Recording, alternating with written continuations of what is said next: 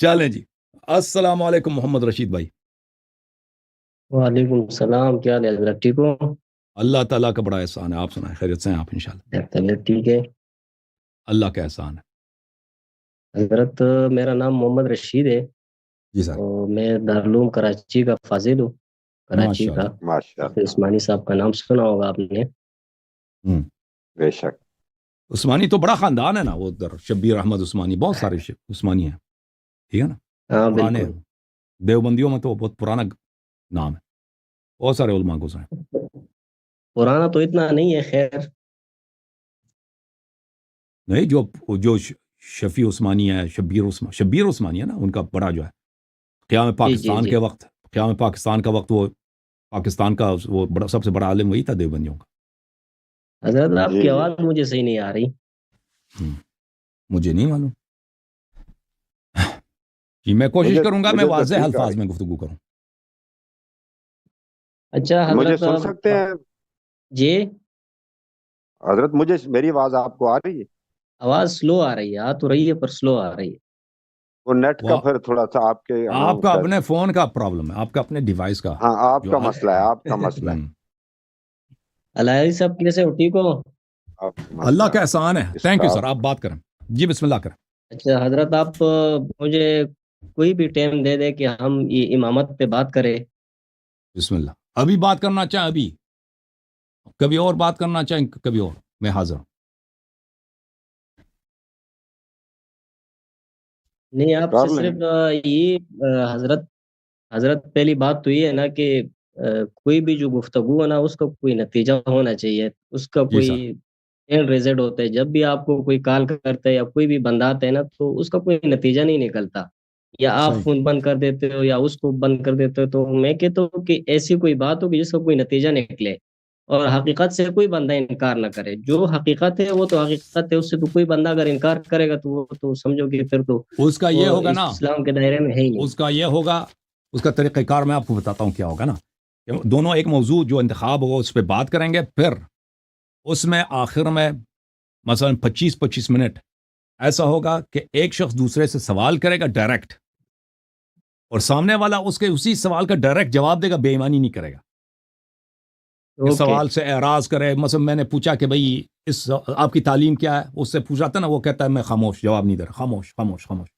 اس طرح نہیں، یا کوئی اور بات کہہ دے، اس سے کہہ دیں کہ بھئی اس حدیث کا کیا مطلب نکلتا ہے، وہ کسی آیے کا ذکر کرنا ڈائریکٹ، یا کہہ دے مجھے نہیں آتا، یا کہہ دے بھئی میرے عقیدے کے مطابق اس کا یہ مطلب نکلتا ہے، ایمانداری سے جو اس کے بنتا ہے نا. تو پھر دونوں طرف کو یہ ملے گا نا سوال جواب کا، تو پھر ہو سکتا ہے، احتمال یہی ہے کہ دونوں طرف کے بھی اعتراف نہیں کرے گا کہ میں ہار گیا ہوں، ٹھیک ہے نا. لیکن وہ پتہ چل جائے گا، بہت حد تک واضح ہو جائے گا ناظرین کے لیے کہ یہ جو سوال جواب ہوئی ہے نا مناظرے کے بعد، استدلال طرفین کے بعد جو ڈائریکٹ سوال جواب ہوئی ہے، اس میں کس نے سوال کیے ہیں اور کس نے جواب صحیح دیا ہے اور کس نے جوابوں سے اعراض کیا، کس کے پاس جواب نہیں تھا، تو بہت واضح ہو جاتا ہے اس سے. حضرت یہ جو امامت کا مسئلہ ہے یہ کب ختم ہوگا؟ یہ قیامت کے دن تو فیصلہ ہوگا، وہ نہیں ہم کہتے کہ دنیا میں اس کا کوئی نہ کوئی فیصلہ تو ہونا چاہیے نا. یہ کب سے چل رہا ہے؟ امامت الوہیت سے بڑا تو نہیں ہے نا، خدا کی جی. خدائی تو اللہ کی الوہیت امامت سے بڑا ہے، نبوت سے بڑا ہے. ابھی دیکھیں کتنے لوگ ہیں کہ اللہ کے منکر ہیں یا اللہ کے لیے شریک کے قائل ہیں، ٹھیک ہے نا.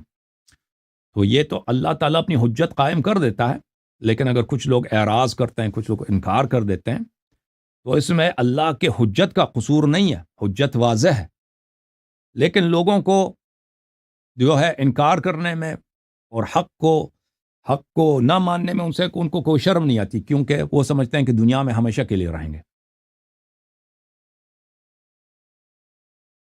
اچھا، ابھی سب سے پہلے سوال تو آپ سے یہ کرنا ہے، پھر آپ کوئی ٹائم بتا دیں کہ آپ یہ مجھے بتائیں کہ آپ امامت کے متعلق جس طرح ہم نے سنا ہے اسی طرح عقیدہ رکھتے ہو یا یہ سنی سنائی بات ہے؟ نبوت کیونکہ اکثر دیکھیں بات ایسی ہوتی ہے کہ جو دیکھیں امامت کے کس پہلو پہ آپ نے بات کرنی ہے. امامت تو ایک یا وسیع موضوع ہے. مجھے بات کر رہے تھوڑا. جی میں سر، آپ سے جی سر. یہ عرض جی کر رہا ہوں، اکثر بات ایسی ہوتی ہے جو سنی سنائی ہوتی ہے، اس کو کوئی حقیقت نہیں ہوتا. فلاں کا یہ مذہب ہے، فلاں کا وہ مذہب ہے، وہ سنی سنائی بات ہوتی ہے. اب میں آپ سے پوچھ رہا ہوں آپ کی زبانی کہ آپ کا امامت سے کیا مراد ہے؟ جیسے ہم نے سنا ہے کہ آپ 12 خلیفہ مانگتے ہو بالکل معصوم، اور کہتے ہو کہ نبی علیہ السلام کے علاوہ باقی انبیاء سے بھی وہ معصومین افضل ہے، ایسا ہے یا ہم نے سنا ہے یا بالکل آپ نے درست ہے؟ صحیح سنا ہے، بالکل آپ نے صحیح سنا ہے کہ نبی صلی اللہ علیہ وآلہ وسلم کے بعد اس امت میں رسول اللہ صلی اللہ علیہ وسلم کے اوصیاء ہیں، خلفاء ہیں، ائمہ طاہرین علیہم السلام ہیں، وہ سب انبیاء سے افضل ہیں سوائے حضرت خاتم کے۔ حضرت خاتم صلی اللہ علیہ وآلہ وسلم سب پہ افضل ہیں، ان سے کسی کا قیاس نہیں ہو سکتا، لیکن ائمہ طاہرین علیہم السلام انبیاء سے افضل ہیں، باقی انبیاء سے افضل۔ دوسری بات آپ سے یہ کنفرم کرنی ہے کہ آپ یہ سمجھتے ہو کہ ان 12 اماموں کو اللہ ہی نے مختص کیا ہے؟ جی سر، بالکل۔ اگر ایسا نہ ہو تو شرک ہے، جی اگر ایسا نہ ہو تو دین اسلام باطل ہے۔ اگر اللہ کی جانب سے امامت نہیں ہے تو دین یعنی اسلام میں یہ باطل سمجھا ہے۔ ہوں کہ میں یہ سمجھا ہوں حضرت کہ آپ کے ہاں 12 امام معصوم ہے اور وہ اللہ کی طرف سے مقرر ہے، ان کا انکار کرنا کفر ہے، ایسا ہی یہ درست ہے؟ دیکھیں یہ الگ بات ہے، ایک بات ہے کہ اللہ کی طرف سے وہ منسوب ہیں، اور جو اس کو نہ پہچانے کیا وہ کافر ہے؟ اگر وہ کوئی دیکھیں، اگر کوئی اس کو پتہ نہیں ہے، اس پہ حجت تمام نہیں ہوا، کلمہ گو ہے، نماز پڑھتا ہے، روزہ رکھتا ہے، اہل بیت علیہ السلام سے دشمنی نہیں کرتا، لیکن اس کو ابھی یہ مسئلہ اس کے لیے واضح نہیں ہے، کہتا ہے کہ شیعہ حق ہیں، ابو بکر عمر کی خلافت صحیح ہے، مجھے نہیں پتہ چلا ابھی تک، ٹھیک ہے نا، کبھی اس نے کسی نے توضیح نہیں دی، اس طرف اس نے توجہ ہی نہیں کی۔ ایسے لوگ جو ہے المرجون لامر اللہ ہیں، یہ مستضعف فی الدین ہے، ہم ان کو کافر نہیں کہتے، یہ ہمارے مسلمان بھائی ہیں، ہو سکتا ہے یہ جنت بھی چلے جائیں، ٹھیک ہے نا، قیامت کے دن یہ المرجون امرہم الی اللہ، ان کا تقدیر اللہ کے سامنے، اللہ چاہے تو ان کو جنت لے کے جائیں اپنے عفو کے ساتھ، اللہ چاہے تو ان کو اپنے اعمال کی وجہ سے عذاب کرے جہنم میں، اللہ کے ہاتھ میں۔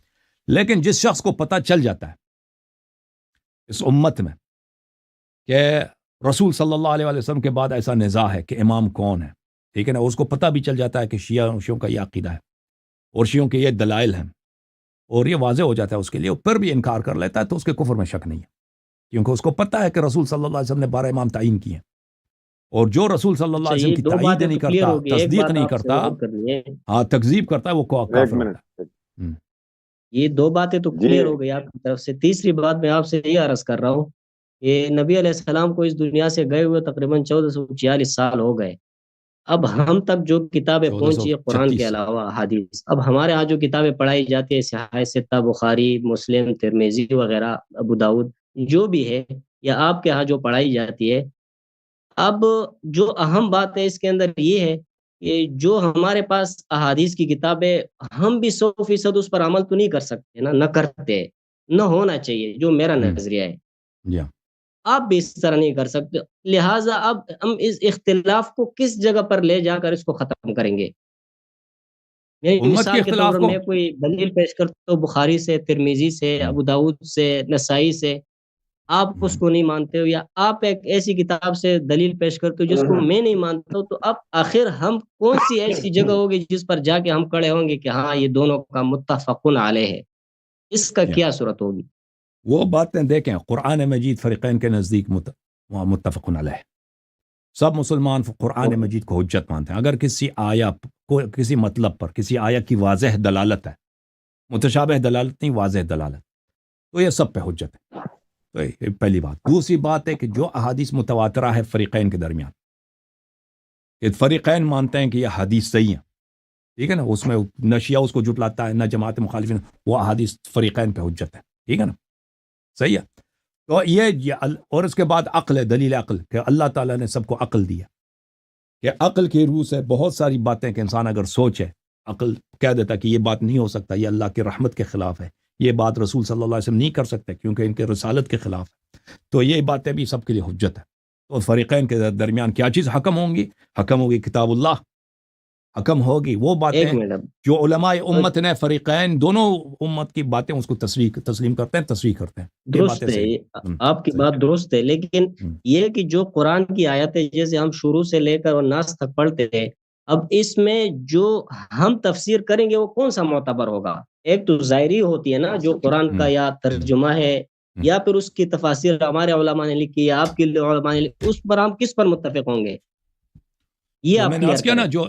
جو تفسیر اگر آیا متشابہات میں سے ہے کہ اس میں مختلف اقوال ہیں، اور کوئی قول کو ترجیح نہیں دیا جا سکتا تو لازمی بات ہے کہ وہ متشابہ میں سے اس پہ آپ استدلال نہیں کر سکتے. لیکن اگر ایک آیا محکم ہے، واضح الدلالہ ہے ایک مطلب پر، اور فریقین کے علماء نے اس کی بالخصوص اگر اس کے متعلق آیا روایت موجود ہو، اس آیا کے متعلق روایت حدیث موجود ہو رسول صلی اللہ علیہ وآلہ وسلم سے، تو وہ دیکھا جائے گا اس کی کوئی شاہد ملتی ہے احادیث سے، اس تفسیر کی کہ یہ اس آیے کا مطلب یہ ہے، اس کی شاہد ملتی ہے، تائید ملتی ہے روایات احادیث سے، تو پھر اس مطلب کو لیا جائے گا. ٹھیک ہے نا. اگر اس طرح نہیں ہے، کوئی آیا ہے کہ وہ ایک فریق اس کی ایک طرح تفسیر کرتے ہیں، دوسری فریق دوسری طرح تفسیر کرتے ہیں، تو پھر لازمی بات ہے کہ وہ آیا جو ہے اس سے استدلال کرنا مشکل ہوگا. اوکے اوکے، اس کا مطلب یہ ہے کہ جو چیزیں تھی نا وہ پہلے میں نے واضح کر دی. جی سر. ابھی آپ مجھے کوئی ٹائم دے دیں. ابھی آپ کل سے پوچھنا پرسوں یہ ہے کہ پرسوں آپ تک. کہتے ہیں امامت پہ آپ گفتگو کرنا چاہتے ہیں، کس لحاظ سے، جی جی جی کس طرح سے؟ جی. دیکھیں میرا جو موقف ہے، دیکھیں امامت تو ایک بہت وسیع موضوع ہے. میرا جو موقف ہے کہ فریقین کے درمیان جو عقیدہ امامت ہے، عقیدہ خلافت ہے شیعوں کا، اور جو عقیدہ امامت ہے، عقیدہ خلافت ہے آپ لوگوں کا، جن کو آپ اہل سنت کہتے ہو، اور ہم آپ کو اہل سنت نہیں مانتے، اہل سنت ہم ہیں. آپ کے فرقے کا اور ہمارے درمیان جو اختلاف ہے، ہم سمجھتے ہیں کہ آپ کا عقیدہ خلافت، عقیدہ امامت بالکل کفر ہے. اگر اس کو کھول دیں تو یہ بالکل اس سے اللہ کی الوہیت کا بطلان آتا ہے، اس سے اللہ کے غداری کا ثابت ہو جاتا ہے کہ یہ اللہ ہی نہیں ہے. اور آپ کا جو نہیں نہیں، عقیدہ ایک منٹ، امامت، عقیدہ خلافت ہے، ابھی اجازت ہمارے دیں، عقیدے کا نہیں، اجازت دیں. ہمارے آپ کا عقیدے جو کا آپ عقیدہ وضاحت نہیں امامت اور کرو گے، وہ میں خلافت ہے، کروں گا. ہاں ہاں بالکل بالکل، میں اپنا موقف بتا رہا ہوں شیخ صاحب، میں اپنا موقف بتا رہا ہوں کہ میرا موقف کیا ہے. آپ کا موقف تو آ گیا نا، وہ تو میں نے آپ سے پوچھ نہیں لیا آیا نا، جو ابھی نہیں ہمارا آیا، ابھی نہیں موقف. آیا، ابھی آپ سن لیں، تحمل کریں. ہمارا موقف یہ ہے کہ آپ کا جو عقیدہ امامت و خلافت ہے، اس سے اللہ کی الوہیت کا بطلان اور رسول صلی اللہ علیہ وسلم کی رسالت کا بطلان. نہ صرف رسالتی باطل ہے، بلکہ وہ ایک غیر عاقل شخص تھے، غدار تھے، خائن بھی تھے، غدار بھی تھے، اور عقل بھی ان کی صحیح نہیں تھی. رسول تو طے ہی نہیں. آپ کے عقیدہ امامت و خلافت سے یہ لازم آتا ہے. اس کے برعکس ہمارا عقیدہ امامت و خلافت، اگر اللہ رب ہے، اگر اللہ وحدہ لا شریک ہے، اگر اللہ نے نبی صلی اللہ علیہ وسلم کو بھیجا ہے، اگر یہ وہی اللہ ہے جس نے 1,24,000 پیغمبروں کو بھیجا ہے، اور ہمارے رسول صلی اللہ علیہ وسلم اگر واقعا اللہ کی جانب سے، تو ہو ہی نہیں سکتا کہ مگر یہ کہ وہی ان کے اسی طرح اوسیاء ہوں جس طرح شیعہ کہتے ہیں. یہ ہمارا نہیں، یہ موقف تو ہے حضرت آپ اصل کہتے ہیں نا. عقیدہ امامت و خلافت میں. ٹھیک ہے نا. اس موضوع پہ گفتگو کرنا چاہیں گے؟ نہیں نہیں، بالکل کروں گا. آپ مجھے کوئی ٹائم دے دیں. اب تو ہمارا ادھر ٹائم اور ہو گیا نا. ہاں آپ ٹھیک مجھے ہے کوئی بھائی. ٹائم دے دیں. دیکھیں آپ علامہ صاحب میں بھی تھوڑا سا درمیان میں بسم اللہ بسم اللہ. جی جی بولے. میں تھوڑا وضاحت کر دوں. یہ جو میں تو اس میں بیٹھتا رہوں نا، اب یہ ایک تو ہے کہ صرف عقیدہ امامت جو شیعہ کا یعنی موقف ہے منصوص من اللہ اور معصومیت، اس خاص موضوع پہ گفتگو کی جائے. لیکن قبلہ محمد رشید صاحب حضرت حضور یہ ان کے برعکس آپ نے سن لیا ہوگا، یہ فوراً اسی پہ بھی بات کرتے ہیں کہ جو کہ انہوں نے ذکر کیا کہ جو آپ کے خلفاء ہیں یہ عقیدہ یعنی اس طرح ہے. تو پھر یہ وہاں یہ بات آ جاتی ہے کہ ان دونوں موضوعوں پہ بات کریں گے. یہ پھر جواب دعویٰ میں جب یہ اپنا مقدمہ پیش کریں گے تو ایک تو اپنے اس امامت عقیدہ منصوص من اللہ کا دفاع کریں گے اور اٹیک بھی کریں گے آپ خلافت کے اوپر. یہ ہمیشہ میں نے دیکھا ہی ہوا ہے. تو جب یہ اٹیک کریں گے تو پھر آپ یہ نہ کہیے گا کہ یہ موضوع سے ہٹ رہے ہیں. تو یہ موضوع اس طرح ساتھ ساتھ یہ ان کو حوالے یہ دیتے ہیں اور دیں گے. یہ میرا تجربہ ہے. میرے جی بھائی میری بات سنیں. محمد رشید صاحب، میں ان لوگوں میں نہیں ہوں کہ حقیقت سے انکار کروں. یہ اللہ یاری صاحب یہ بات آپ ذہن میں رکھیں، کیونکہ اچھی اگر بات. ایک حقیقت میرے سامنے آ جاتی ہے اس کا میں انکار کروں تو پھر تم مجھ میں اور منافقین میں کیا فرق ہوگی ہے جو حقیقت کو احسنت. چھپاتے. ماشاء اللہ حقیقت جو سبحان آئے صحیح گی بات. وہ اللہ، تسلیم کرنی پڑے گی. میرے سامنے آئے گی میں آفرین، کروں گا، آپ کے سامنے آئے گی آپ کرو گے دلائل کے صحیح ساتھ. بات، صحیح بس ٹھیک ہو صحیح. گیا. تو موضوع طے پایا ہے بھائی، موضوع طے پایا ہے. اگلے آپ بولیں، آپ کس دن آپ کے پاس ٹائم ہے شیخ صاحب؟ نہیں آپ بولے. آپ نہیں آپ مہمان ہیں، آپ آپ آئیں. بولیں بھائی. जुमरात को रखते हैं, जुमरात को सही है। हफ्ता जो है ना, अगले दिन इतवार होता है, छुट्टी भी होती है, लोग फिर जरा सुनते भी हैं सामाईन। और चाहे जुमरात रख दें चाहे हफ्ता रख दें, इन दोनों में से एक चुन लें। जुमरात या जो शब जुमेरात जुमा, या हफ्ता। जुमरात शब जुमा होगा, और हफ्ते वाले दिन जो आएगा शब यकशंबे होगा। इसमें जी से जी, एक चूज। जुमेरात वाली रात ठीक है। जुमरात बेहतर है, शब जुमा, लैलतुल जुमा। जी जी, ओके, ये ओके। जो टाइम अभी कौन सा होगा?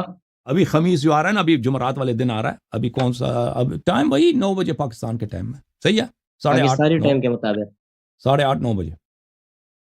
Okay okay. जुमरात 27 तारीख, आखिर में एक अर्ज करूं, 27 जी जी जी, मार्च। जी सर, और मेरी बोले एक बिस्मिल्लाह। ख्वाहिश है कि हम अल्लाह यारी का नाम अली यारी रखे तो ठीक नहीं रहेगा?